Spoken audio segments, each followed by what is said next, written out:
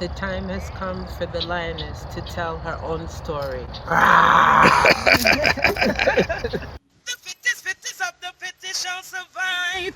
My people, open your eyes. Wake up. Blessed love, this is Queen Omega representing for all lions and lionesses. With the lion's voice, we come to tell our story. Rastafari, live it. Hey, hey, the lion's voice. Rastafari. At that point, I listened to him and went to the church, but he wasn't the one that convinced me. It's when I stepped into the church that is when I was convinced. And it wasn't Okay. anything that anybody told me. It was the feeling that I got when I went there. Right. Okay. And as I could say, from the time I smelled the incense and I was in the environment, it's like I had a cosmic shift. Right. Okay. Pause, raise. I started to feel weird, like I was feeling sick, right? And that is when I had like a different spiritual awakening. And from that, Okay. I started to take baptism classes. I attended every class.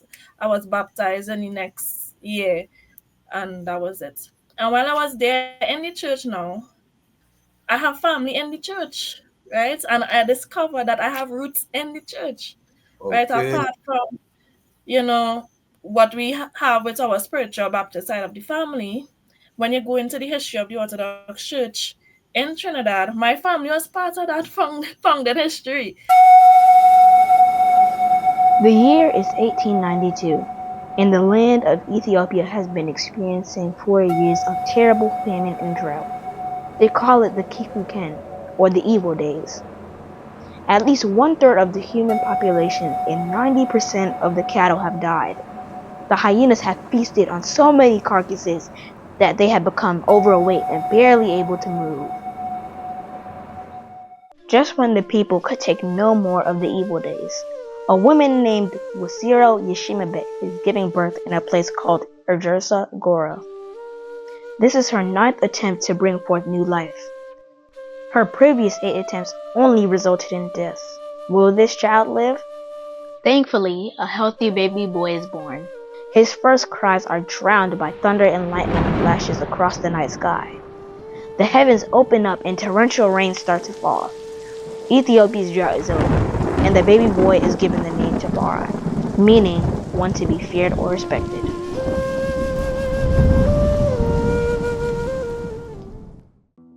Lichtafara's father, Ras Makunin, is a very important man in 1892 Ethiopia. Although he is overjoyed at the birth of his newborn son, he cannot spend much time with him. Ras Makunin is the governor of Harar and must get back to the famous walled city to deal with its affairs. Furthermore, he is the foreign minister of Ethiopia, and having traveled to different places in Europe, he is very aware of the material and military advances they have made and the looming threats they pose to his country. Ras Makunin knows that the majority of Ethiopians have no idea what is coming, and that he has to work that much harder to secure the realm. Lichtafari would grow up to become the legendary emperor, Haile Selassie I. To understand his journey, we must first understand the Ethiopia that he was inheriting and what it was like when he was born in 1892. Get your copy of Kwasi Bonsu's book, Haile Selassie I, Ethiopia, Volume 1, The Rise of the Priestly Warrior Kings, and increase your knowledge about the history, politics, and culture of Ethiopia in 1892, and how it connects to the rest of African and world history at the time. Haile Selassie I, Ethiopia, Volume 1 is available for purchase at www.bookmanexpress.pub. Please visit for more information. Okay. So I moved back home, right? So from being on my That's a own big from step. Yeah, 18 that's a to big step. That's a 25. big step. Yeah, man. When you move back home, you're serious because you have to humble yourself. Serious. Yes, I have to Yeah. humble myself and go back to the nest, right? Recalibrate, get serious, build yourself a little while. And that is where me and my kingman end up linking back up after all those years. And I wasn't into orthodoxy because I was more into the um, Kemetic philosophy, right, and Okay. spirituality. So I had a problem with orthodoxy, Yes. What right? It about was hard for me Shango? to What accept about because I thought I Shango? knew everything. Did you go in a Shango? Yes. Yeah, Rishas? Well, my family is Baptist as well too, spiritual Okay. Baptist or Anorisha. So I have that influence as well. So I Okay. was more onto the side of indigenous African spirituality and African spiritual sciences. Yes, So yes. I didn't want I to know hear nothing. I Trinidad was is a big orthodoxy. yes. I know Trinidad is Yeah. Yoruba land. I know Trinidad is Yoruba land, you know? So Right. that influence is very powerful down there. Trinidad and Brazil, Right. And you I know? have it on my, yeah. Okay, So I yes. have it from my dad, and I have it from my aunts and my grandmother on my mom's side. So the Okay, I see influence that. is there. But when I met my kingman, everything about him is knowledge and reasoning. So Okay. What we kind of had work does the discussion. king man do? What type of work does the king man do? He actually works in the library at Alma Jordan Library in the University of the West Indies. Okay, he's a He reading is an rats. attendant. Yes. Big up all the reading rats. Big up yourself, king man. Yeah, man, we love it. Continue. Right. So um it was hard for me to adjust to the philosophies of the Orthodox Church because I said, we don't deal with blood atonement. We don't deal with, um, anything that is not of our culture and that was inherited from at that point I didn't see it as inherently African, right? I saw it as something that was brought up upon us from a mixture of African people, a more, diversified ethnicity of African people onto more indigenous African people, right? So that's how I saw it. And again, if I'm a Pan Africanist, we are one, right? So it was kind of confusing at the time, but you really have to work out your politics too, right? Yes, yes, So yes. now, at that point, I listened to him. I went to the church, but he wasn't the one that convinced me. It's when I stepped into the church that is when I was convinced. And it wasn't Okay, anything that anybody told me. It was the feeling that I got when I went there, right? okay, And as I could say, from the time I smelled the incense and I was in the environment, it's like I had a cosmic shift, right? okay, Pause, reads. I started to feel weird, like I was feeling sick, right? And that is when I had like a different spiritual awakening. And from that, okay. I started to take baptism classes. I attended every class. I was baptized in the next year, and that was it. And while I was there in the church now, I have family in the church, right? And I discovered that I have roots in the church, right? Okay. Apart from, you know, what we have with our spiritual Baptist side of the family, when you go into the history of the Orthodox Church in Trinidad, my family was part of that founded history, right? Because, Kes Springer, which is a pioneer within the church, is actually my grandmother's cousin. My Okay. cousin, right? My dear cousin, she was Orthodox her whole life because of her aunt. And my whole life, I know her as Rasta, so that's why I had the influence as well. But she is a devoted Orthodox. And then like, when it was COVID that time, so I hadn't seen her in some years.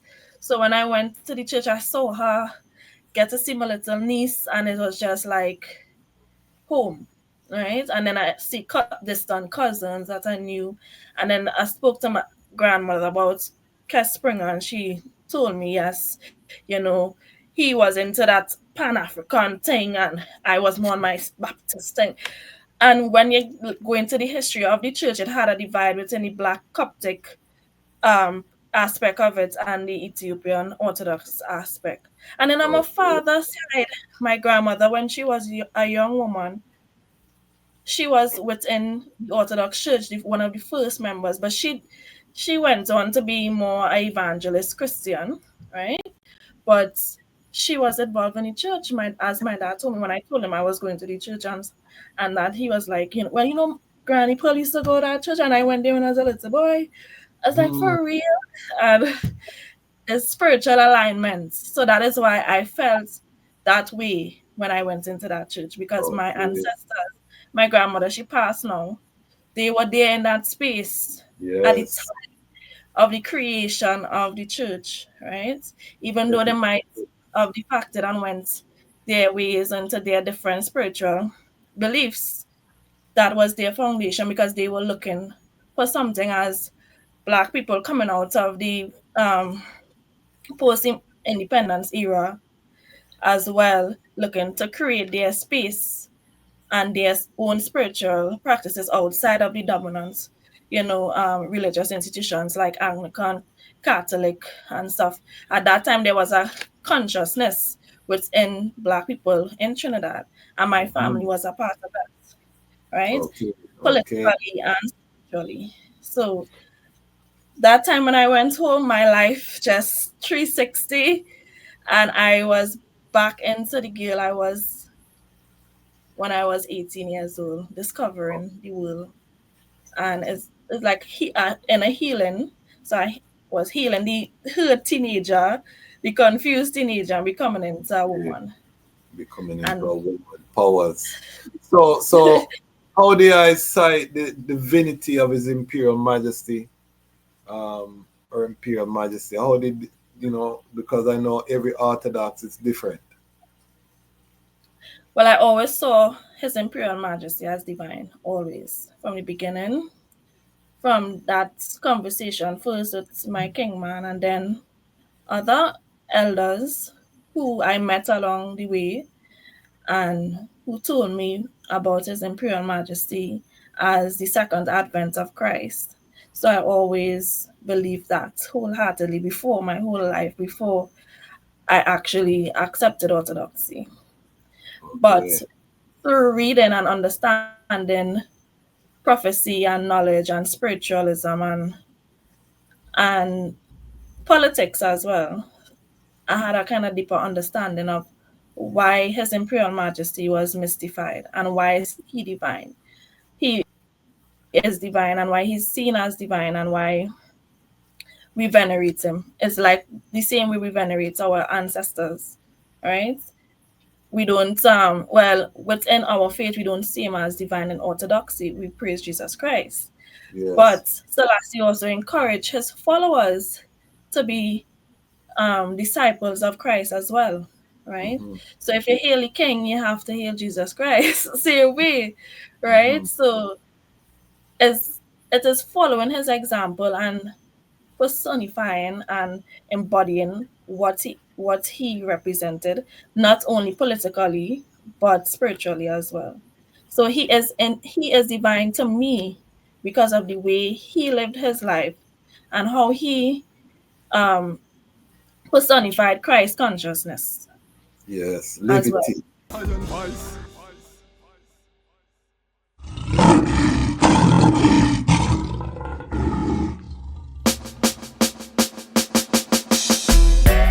She's like the flowers in my garden, and her heart has never hardened. And she give me loving in the morning. Babylon, you are go far without no warning. Black woman, I said I wanna be your lover, and I don't want any other. You alone, I coulda be my children's mother. But no struggle, so we both could help each other. And then I wanna be your lover, and I don't want any other. You alone, I coulda be my children's mother. But no struggle, so we both could help each other. Started in the village, now we in the city. Journey where we have together, everybody see. Spent a little time out in captivity. Babylon, their plan was to destroy the family. Still I want you to bring a child for me. Maybe in the spring when birds are sing lovely. Maybe we could plan to have a summer baby. I can be the man that you depend on. Put the pen to the paper, made a love song. Babylon, they separated us for so long, and the reason that they hated us was so wrong. Still the most High, He created us, we so strong. Then same Kushite and the Dogon. Love your melanin, no follow for them program. Black woman, me not go pass on you for no one. No, no one, that's my slogan. Black woman, I said I wanna be your lover, and and I don't want any other.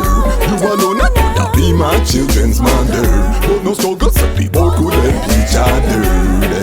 Then I wanna be your lover, and I don't want any other. You alone I coulda be my children's mother, but no struggle so people could help each other. She's like the oxygen in my flame, loving where we have nobody can contain. Love so powerful, survive shackle and chain. Love it cross the ocean way before planes. Love survive them torture, rape and dear pain. When one escape then the other get blame. That's why I never put no one above you. That's why I'm not ashamed to say I love you. That's why them dirty Babylon they judge you.